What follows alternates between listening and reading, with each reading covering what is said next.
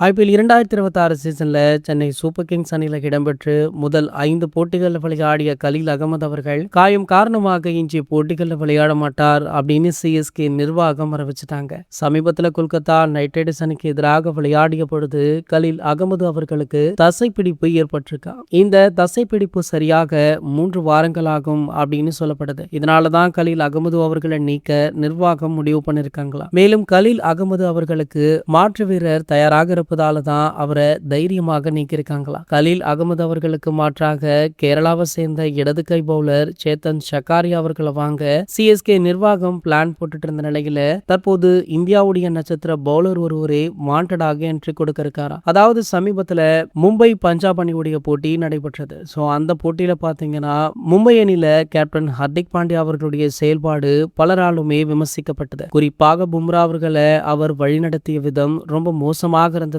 அவருக்கு பல எதிர்ப்புகளுமே கிளம்பிட்டு இருக்கு. மேலும் பாத்தீங்கன்னா பும்ரா அவர்கள் ஹர்திக் பாண்டியா அவர்களுடைய செயல்பாடை கண்டு மிகவும் கோபமாக இருக்காரு. ஐபிஎல் இடையிலேயே மும்பை அணியை விட்டு வெளியேற வாய்ப்புள்ளதாக சொல்லப்படுது. சோ அப்படி பும்ரா அவர்கள் வெளியேறினா ஒருவேளை ட்ரேட் மூலமாக சிஎஸ்கே அவரை வாங்கலாம் அப்படின்ற தகவல் வைரலுமே ஆகிட்டு இருக்கு. சோ அப்படி பும்ரா அவர்கள் சிஎஸ்கே பக்கம் வந்தா கண்டிப்பாக இன்னும் பலம் வாய்ந்த அணியாக சிஎஸ்கே உருவாகும் அப்படின்றது மட்டும் உறுதி. இது போன்ற செய்திகளை பத்தி நீங்க உடனே தெரிஞ்சுக்க நம்மளுடைய சேனலை மறக்காம சப்ஸ்கிரைப் பண்ணிக்கோங்க.